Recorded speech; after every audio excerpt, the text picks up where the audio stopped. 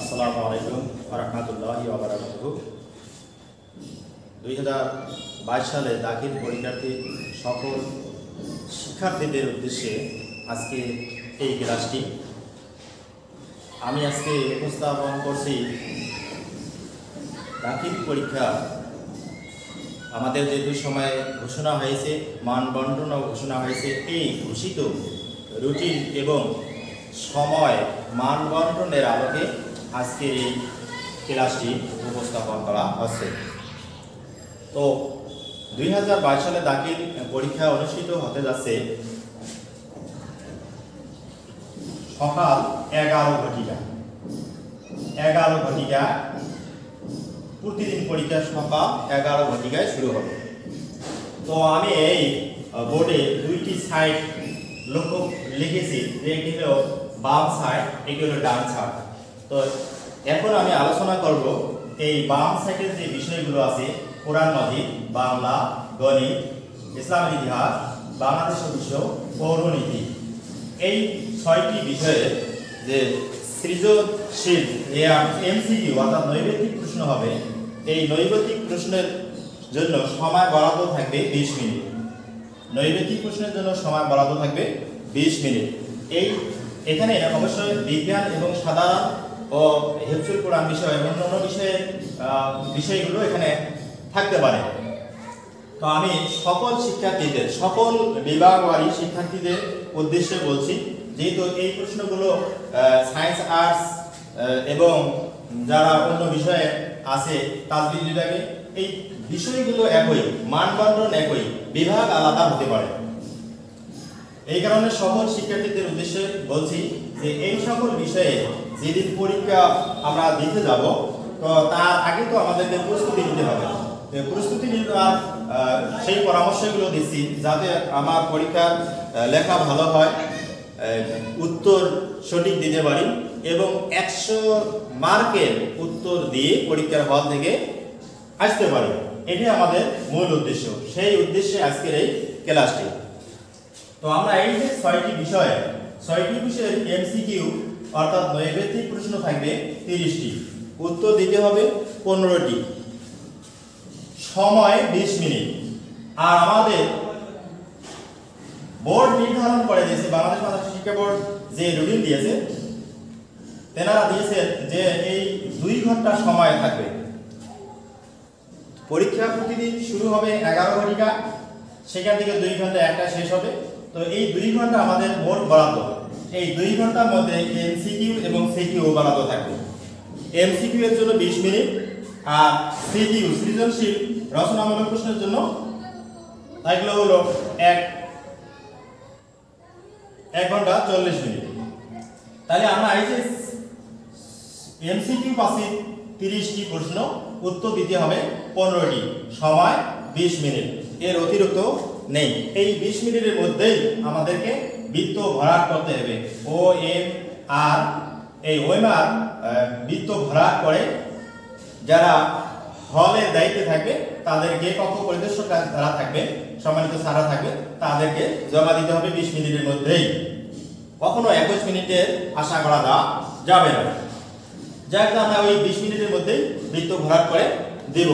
কারণ দেখা যায় যে অনেকেই এই প্রশ্ন বুঝতেই, এমসিকিউ প্রশ্ন বুঝতেই, নির্বাচন করতে, বৃত্ত ভরাট করতেই 20 মিনিট কেন আপনাকে 30 মিনিট দিলেও হয় না, পরবর্তীতে খুব ঝামেলা পোহাতে হয়, আর তাকে 21 মিনিট পার করার কোনো সুযোগ নেই। এই জন্য সময়ের প্রতি আমাদের অবশ্যই লক্ষ্য রাখতে হবে, যে যখন এই প্রশ্ন দেবে 11 ঘটিকায় যখন আমাদের ওএমআর শীট আমরা হাতে পাবো, আর সেই প্রশ্ন এই 30টি থেকে 15টি প্রশ্ন নির্বাচন করে 20 মিনিটের মধ্যেই আমরা ওএমআর শীটে বৃত্ত যেন ভরাট করতে পারি। এখন আসি সিকিউ সৃজনশীল প্রশ্ন বরাদ্দ থাকলো আমাদের 11টা অর্থাৎ 11টা 20 মিনিট থেকে 11টা 21 মিনিট থেকে 1টা পর্যন্ত, অর্থাৎ 1 ঘন্টা 20 মিনিট আমরা সময় পাচ্ছি। 1 ঘন্টা 20।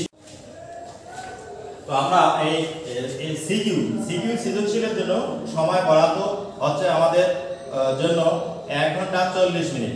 1 ঘন্টা 40 মিনিট, তার মানে 100 মিনিট। 1 ঘন্টা 40 মিনিট মানে 100 মিনিট আমরা সময় পাইতেছি। এই সৃজনশীল 11টি প্রশ্ন থাকে, 4টির উত্তর দিতে হবে। এই 6টি বিষয় যে বিভাগের আছে তাদের উদ্দেশ্যে বলছি। 11টি প্রশ্নের মধ্যে 4টির উত্তর দিতে হবে। তো 4টির উত্তর দিতে হবে। এখানে বরাদ্দ সময় হলো 1 ঘন্টা 40 মিনিট সমান 100 মিনিট। তার মানে আমরা প্রতিটি প্রশ্নের সময় পাবো আমরা 20 মিনিট, এর অতিরিক্ত 25 মিনিট। প্রতিটি প্রশ্নের সময় পাবো আমরা 25 মিনিট, এর অতিরিক্ত নয়। তবে 25 মিনিট আমরা যদিও হিসাব করতেছি, কিন্তু 25 মিনিটের সময় হাতে থাকবে না। তার কারণ হলো এই যে 11টি প্রশ্ন যখন আমরা নির্বাচন করব 11টি থেকে 4টি, অবশ্যই আমাদের 11টি প্রশ্নের প্রতি লক্ষ্য রাখতে হবে। 11টি প্রশ্নের মধ্যে ক, খ, গ, ঘ এই প্রশ্ন আছে। এই 11টি প্রশ্নের সৃজনশীল 11টি প্রশ্নের মধ্যে 4টি নির্বাচন করতে গিয়ে ওখানে আমাদের কিছু সময় অপচয় হবে এবং অপচয় করতে হবে, কারণ ওখানে সময় না দিলে তো আমরা 4টি নির্বাচন করতে পারতেছি না। আর 4টি যখন নির্বাচন করব, যে প্রশ্ন 4টি ক, খ, গ, ঘ এর উত্তর পাই, সেই উত্তরটি যেন সঠিক হয় সেই প্রশ্নটি আমি নির্বাচন করব। তার কারণ মানে সেখানে আমার কিছু সময় দিতে হবে। তাহলে ওখানে যদি আমরা 5-7 মিনিট বা 10 মিনিট পর্যন্ত দেই, তাহলে ওই প্রশ্ন দেখতেই যদি আমাদের ওখানে সময় চলে যায়, যখন আমি খাতা মূল্যায়ন করব তার শেষে আবার খাতাটি মার্ক সঠিকভাবে হলো কিনা, নাম্বার সঠিকভাবে হলো কিনা এটি দেখার জন্য আবার ওখানে 5-7 মিনিট চলে যেতে পারে। তাহলে আমি মনে করি যে সেখানে যদিও আমাদের 20 মিনিট বরাদ্দ আছে, 100 মিনিট বরাদ্দ আছে 4টি প্রশ্নের জন্য, কিন্তু 100 মিনিটই আমরা সেখানে পাইতেছি না। ওখানে 15 বা 16 বা 20 মিনিট পর্যন্ত আমার ওখানে লেস হইতে পারে। তো যদি হয় যদি ওখানে 15-20 মিনিট ওখানে অবস্থা হয়, তাহলে আমি মনে করি যে আমাদের প্রশ্ন আর বরাদ্দ থাকতেছে 20 মিনিট করে, একটি প্রশ্নের জন্য 20 মিনিট, তার মানে 80 মিনিট আমরা বাদ দিই। 100 মিনিটের মধ্যে 20 মিনিট আমরা দিলাম, আর থাকতেছে 80 মিনিট, 4×80। আমি এটা খেয়াল রেখেছি যে আমরা যদি এই কথাটা খেয়াল রাখতে পারি যে 1-3-7 নয়, 1-3-7 নয়, আমরা যদি এই কথাটা খেয়াল রাখতে পারি যে পরীক্ষার হলে সৃজনশীল যখন প্রশ্নের উত্তর দিব, তখন আমাকে মনে রাখতে হবে 1-3-7 নয়, 1-3-7 নয়। তার মানে হলো 1-3-7 নয় আবার কি? তো এই 1-3-7 নয় হলো এখানে ক এর উত্তর। 1-3-7 নয়, এই 1 মিনিট আমার বরাদ্দ থাকবে ক এর উত্তর দিতে 1 মিনিট, খ এর উত্তর দিব 3 মিনিট, গ এর উত্তর দিব 7 মিনিটে, ঘ এর উত্তর দিব 9 মিনিটে। যদি আমি এই সময়টা নির্ধারণ করতে পারি যে আমি যখন MCQ এর উত্তর শীট ওয়েমার শীট জমা দিব, তারপরে যখন কক্ষ পরিদর্শক স্যার বা ম্যাডামেরা আমাকে এই সৃজনশীল প্রশ্ন হাতে দিবেন, তখন থেকে আমি সময় এই 4টি প্রশ্ন নির্বাচন করতে যে সময়টুকু আমার ব্যয় হবে, ওই সময় মাইনাস করে পরবর্তী সময় আমাকে লক্ষ্য করতে হবে যে প্রতিটি প্রশ্নের ক এর উত্তর দিব 1 মিনিটে, খ এর উত্তর দিব 3 মিনিটে, গ এর উত্তর দিব 7 মিনিটে, ঘ এর উত্তর দিব 9 মিনিটে, এর অতিরিক্ত কিন্তু নয়। যদি আমি অতিরিক্ত সময় এখানে আমার বরাদ্দ হলো 20 বা 21 মিনিট, এর অতিরিক্ত কিন্তু আমি আর সময় পাইতেছি না।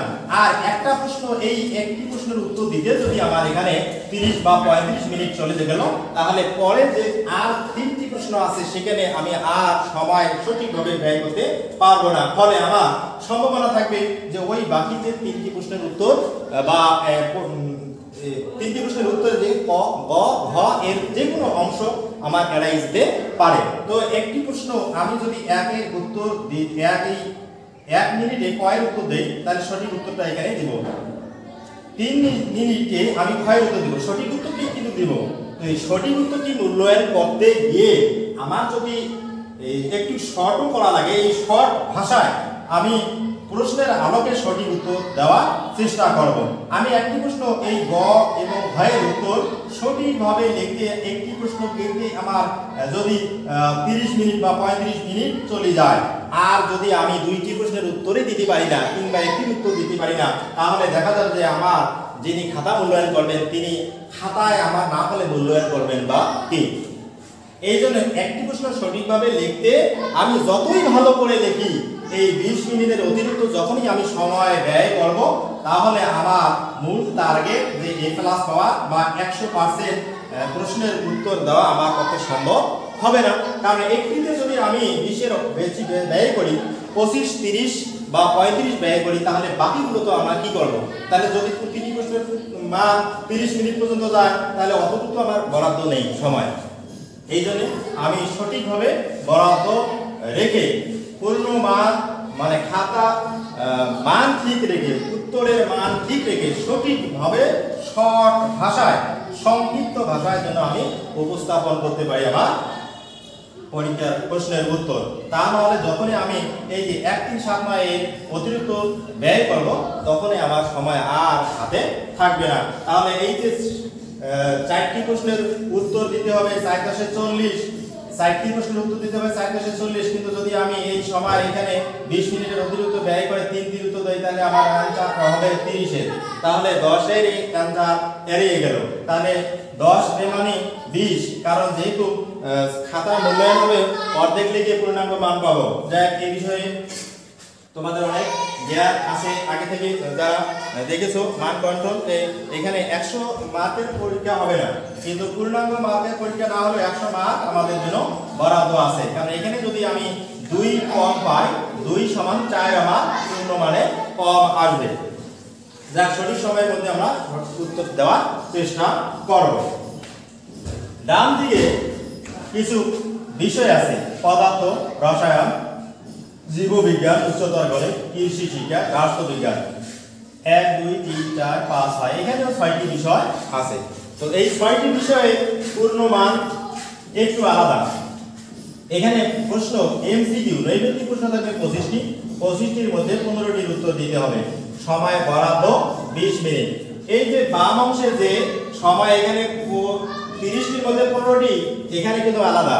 এই বিষয়গুলো যারা বিজ্ঞান বিভাগের শিক্ষার্থী আছো তাদের জন্য বরাদ্দ হলো এমসিকিউ। এতে এই বিষয়গুলো এমসিকিউতে প্রশ্ন থাকবে 25টি, উত্তর দিতে হবে 20টি, 15টি। পূর্ণ সময় হলো 20 মিনিট। প্রশ্ন থাকবে 25টি, উত্তর দিতে হবে 15টি, সময় বরাদ্দ 20 মিনিট। তার মানে এখানেও যদি আমার 11 ঘটিকায় পরীক্ষা শুরু হয়,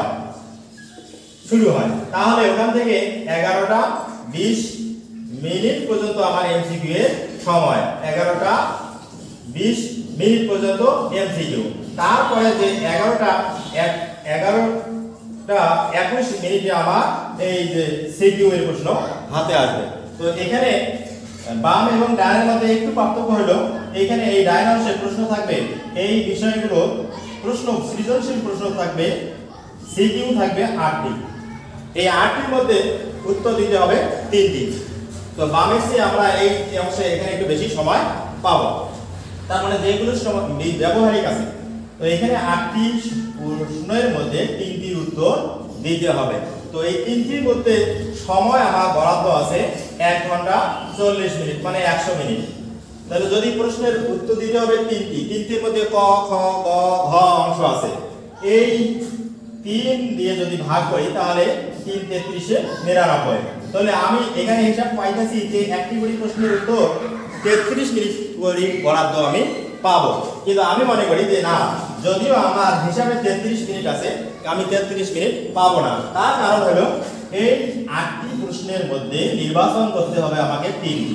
তাহলে এই 8টি প্রশ্নে অবশ্যই আমাকে নজর দিয়ে দেখতে হবে যে এই 8টির মধ্যে কোন 3টি প্রশ্নের আমি ক, খ, গ, ঘ এর সঠিক উত্তর দিতে পারি। যদি আমি এই নির্বাচন করতে না পারি, তাহলে তো আমাকে ক, খ এর উত্তর লিখে ঘতে বসে থাকা আর চলবে না। তার মানে নির্বাচন করতে হবে আগে। নির্বাচন করতে গিয়ে ওখানে 5-7 মিনিট আমার ওখানে যাইতে পারে।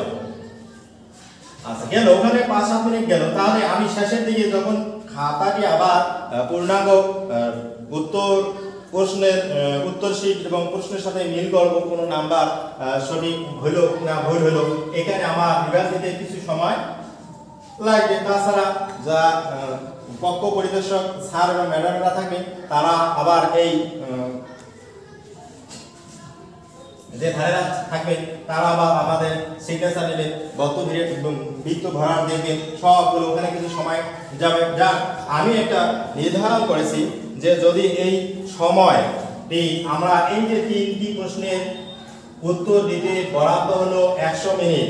আমি যদি একটা জিনিস খেয়াল রাখি যে 1 3 9 15 1 3 9 15 1 3 9 15 একটি খেয়াল রাখবো। এই প্রশ্নের এই পরীক্ষার এই বিষয়গুলো যদি পরীক্ষা দিতে যাব সেই দিন একটু মনে মনে খেয়াল রাখবো যে আমার সময় যে বরাদ্দ আছে আমি ব্যয় করব 1 3 9 15 1 3 9 15 1 3 9 15 1 3 9 15 সমান 28 1 3 9 15 খেয়াল রাখা যায় না, তার চেয়ে আরো কম খেয়াল রাখতে হয়। যাই 1 3 9 15 এখানে 4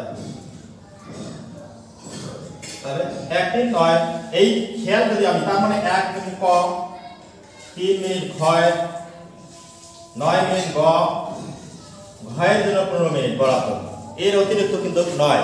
যদি আমি এর চেয়ে অতিরিক্ত সময় নির্বাচন করি তাহলে দেখা যাবে যে আমার এই 3টি প্রশ্নের উত্তর তো হবেই না, বরং দুইটা যদি আমি উত্তর দিয়ে আসি 2টির অ্যান্সার দিলে যত মার্ক পাবো ততই ভালো করে লিখি, আর 3টির উত্তর দিয়ে একটু যদি খারাপ হয় শর্ট ভাষায় লিখি তাহলে একই মূল্যায়ন হবে না। খাতায় যদি আমার মার্ক থাকে কম লিখে সঠিক উত্তরটা যদি আমি উপস্থাপন করতে পারি তাহলে সময় আমার সেভ হইল, সঠিক উত্তর হইল, পূর্ণাঙ্গ প্রশ্নের উত্তর আমি খাতায় লিখতে পারলাম। আমার খাতা যিনি মূল্যায়ন করবেন যে স্যার তিনি মার্ক বেশি দিবেন। আর আমি একটি প্রশ্ন খুব ভালো করে লিখলাম কিন্তু আমি 3টি বরাদ্দ ছিল 2টির উত্তর দিলাম, যতই ভালো লিখি এই 3টি না লিখলে আমাকে তো আর ওই 3টির মার্ক পূর্ণাঙ্গভাবে দিবে না। যাক আমি আশা করি যারা এই ভিডিওটি দেখবে, যারা এই ক্লাসটি দেখবে, আমি আশা করি পার্শ্ববর্তী তোমাদের এই 22 সালে যারা পরীক্ষার্থী আছে তাদেরকে শেয়ার করে অবশ্যই এই মেসেজটা পৌঁছে দেওয়ার সুব্যবস্থা করবে।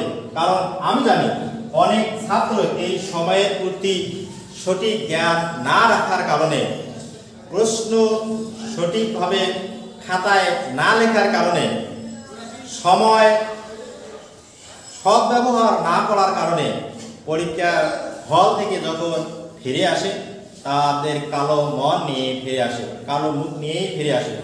আসেই বলে যে আমি সময় পাইলাম না এই যে 3টি প্রশ্নের উত্তর দিতে, আমি সময় পাইলাম না 4টি প্রশ্নের উত্তর দিতে, কিন্তু সময়ের প্রতি তার লক্ষ্য ছিল না। বিদায় এই যে সময়ের মধ্যে যে বরাদ্দ আছে ওই সময় আমাকে ব্যয় করতে হবে, এর অতিরিক্ত নয়।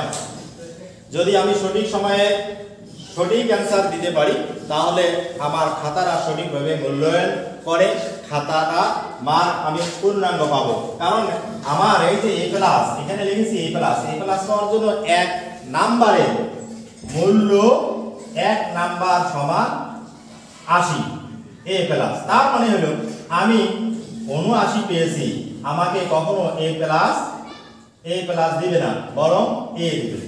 তার মানে হলো এখানে 1 মার্ক কম, আর এই 1 মার্ক যদি না হয় তাহলে আমি এই যে 79 পেয়েছি, এই 79 পাওয়া আর যদি আমি 77 পাই একই মূল্যায়ন। তার মানে হলো আমি 1 নাম্বারের জন্য যতটুকু আপ্রাণ চেষ্টা চালিয়ে যাব, 1 নাম্বারও আমাকে বাদ দেওয়া যাবে না। এই জন্য আমাকে সব সময় খেয়াল রাখতে হবে যে প্রশ্নের উল্লিখিত মানবন্ধন অনুযায়ী যে ধারা উত্তর দিতে হবে ওই ধারা আমার বজায় রাখতে হবে, সেটা সময়ের প্রতি লক্ষ্য রেখে। আমি কোনো প্রশ্নে অতিরিক্ত সময় ব্যয় করে আর একটি প্রশ্নের সংক্ষেপ করে সেখানে পূর্ণাঙ্গ মার্ক পাওয়ার আশা করা যায় না এবং এটা আশা রাখতেও পারি না। যাক এই পর্যন্ত আজকের ক্লাস। তো যে সময়টুকু আমাদের বরাদ্দ আছে ওই সময় অনুযায়ী আমাদের খাতায় লিখতে হবে, সময়ের প্রতি আমাকে অবশ্যই লক্ষ্য রাখতে হবে, তাহলে আমরা পূর্ণাঙ্গ সাকসেস